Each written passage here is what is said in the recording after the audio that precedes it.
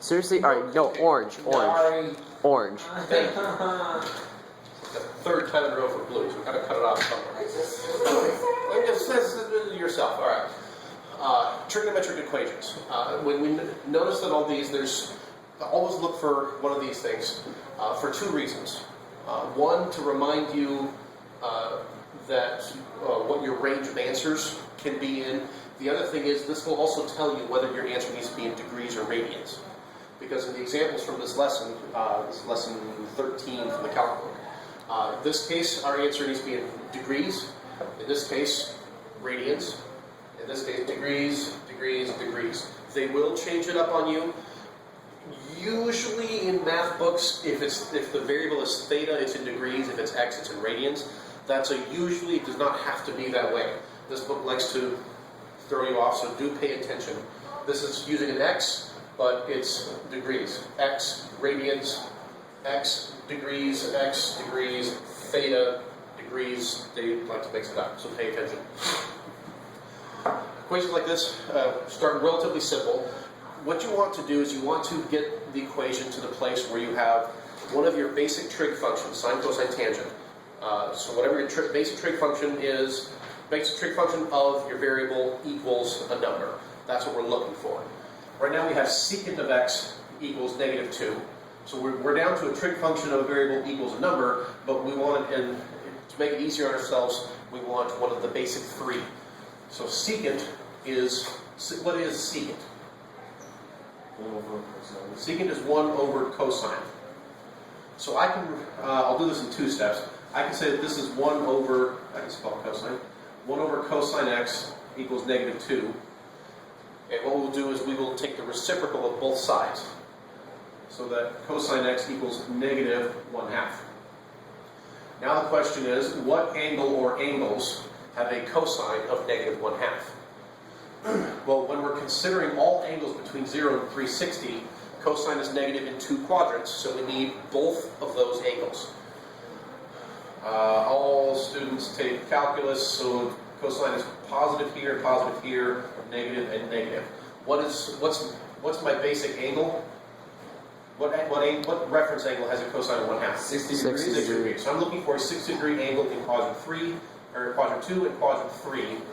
So a 60-degree angle in quadrant 2 is actually 180 minus 60 to be 120 degrees. And 60 degrees here is 180 plus 60, that would be 240. So my two answers for this one are 120 degrees and 240 degrees. And orange is not doing that well. Let's try something else. Not blue. Green. Okay. Now in this case here, this is also fairly simple. We are really close to having sine, cosine, or tangent of a variable equals a number. The thing we have here is sine squared of x, which, by way of reminder, is just a short, easy, quick way of writing sine, whatever the sine of x is, squared. This is just a simpler way to write it. This means this. So like with any other problem that we have something squared, where whatever has the variable is squared, in order to undo that, to solve for the variable, we need to do the opposite of squaring, which is take the square root. However, anytime you take the square root of both sides of the equation, what do you have to do? Plus or minus. On the right, plus or minus. So on the left, we have the square root of sine of x squared, which gives us just sine of x. Which gives us just sine of x. But on the right here, we have plus or minus 1. Now when we have 1 or 0, I like to think of the picture of the sine function. Remember, we talked about 0 to 2 pi, so one full cycle, 0 to 2 pi. Where is it plus or minus 1? We've got here where it's positive 1, and we have here where it's -1. This is at 90 degrees, but we are talking about radians, so pi over 2. Here is 270 degrees, which in radians is 3 pi over 2. So our answers for x are pi over 2 and 3 pi over 2. Alright. Moving along here. Something else? Purplish, pinkish, light red. Okay. That's a color. Here we have pretty much the same scenario as we did here. We've got tangent squared of x equals 3. So square root of both sides is going to give us tangent of x equals plus or minus radical 3. Tangent is positive. Let's see, all students take calculus. Tangent is positive here and here. What angle has, what bow tie angle has a tangent of radical 3? Shot in the dark, 30 degrees. I'm blanking. All right. 5 or 3. According to my calculator, which apparently is in radian mode, we want degrees. So pi over 3 is going to be 60 degrees. So we have 60 degrees here, 60 degrees here. So we've got 60 degrees, and in quadrant 3, that would be 180 plus 60 to 40 degrees. Because we're in degrees. Alright, so that one, this one was pretty much the same thing as that one, except this was a quadrantal angle. Alright, let's do this one here. This one is throwing an extra step at us. Here we have cosine squared of x plus 2 sine x minus 2 equals 0. We don't want to have an equation that has two different trig functions in it. Change one of them into the other one, so we're only dealing with one. Cosine into sine minus 1. Yes, I haven't seen any exceptions. It's usually easiest to convert whatever the squared one is into the other one because of the good old identity that you should have memorized. Sine squared theta plus cosine squared theta equals 1. So we're going to place cosine squared x with 1 minus sine squared x. It's a beautiful X. And let's rearrange everything, put everything on the left in descending order of the power of the variable. And so that's on the other side. Minus 1, what is on the other? Okay.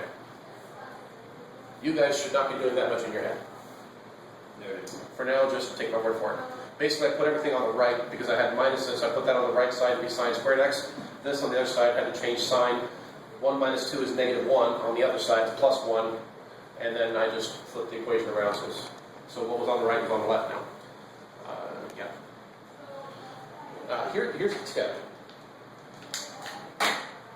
Sometimes, what does this look like? Let's pretend for just a second that this piece of paper is not here.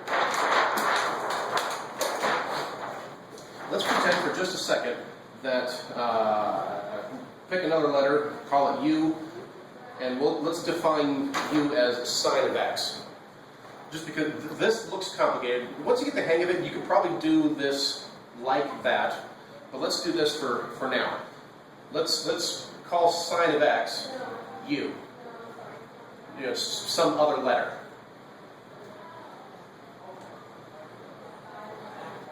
I would use x, but we're already using x.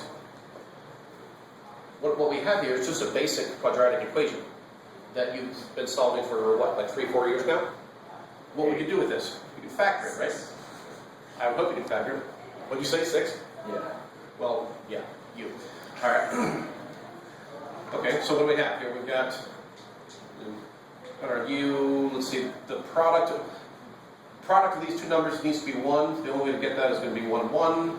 Then we've got to figure out plus or minus. Because this is positive, these have to be the same. So if we choose minus 1, we're going to have U squared minus U is minus 2U plus 1. All right, so we're good. And then then once we get to this point, we can just replace back with the sine of x again. And should give myself more room here, sorry. So now we have, and the whole reason for factoring is so we can use the zero factor theorem, right? Because this times this equals 0. That means that this one, sine x minus 1, could equal 0, or the sine x minus 1 could equal 0. Same thing. So we're only going to have one answer, move the 1 to the other side. And what value or values of x have a sine of 1?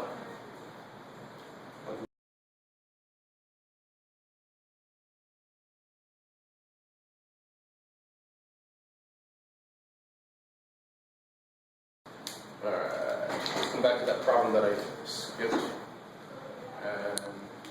You mean erased? What's that? You mean erased, or? Yes.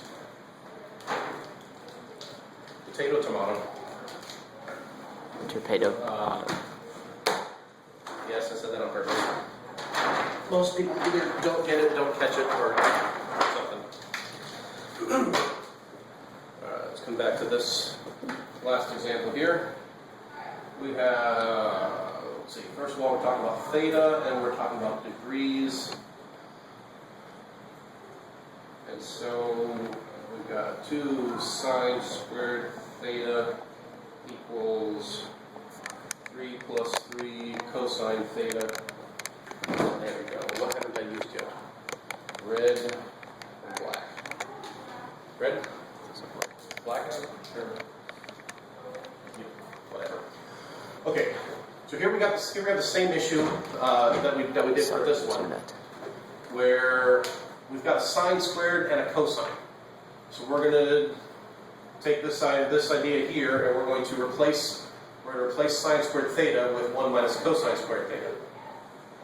But remember that we replaced that, and that's being multiplied by 2. So make sure you keep parentheses as needed, and so you can distribute that properly. So now we have cosine squared and cosine. Now it's something that we can deal with. Once we distribute this and rearrange it, we're going to have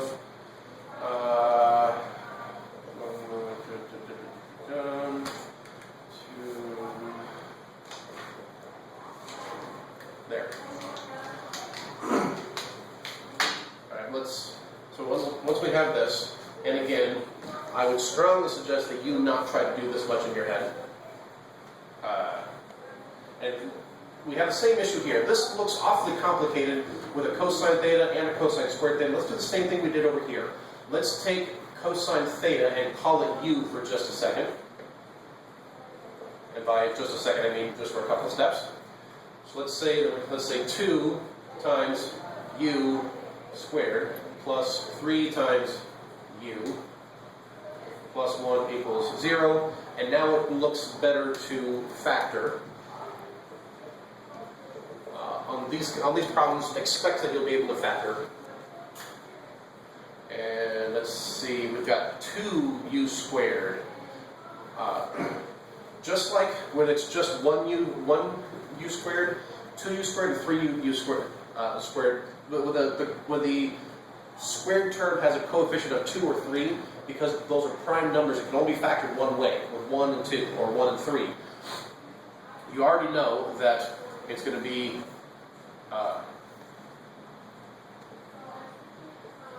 2 and 1 for this.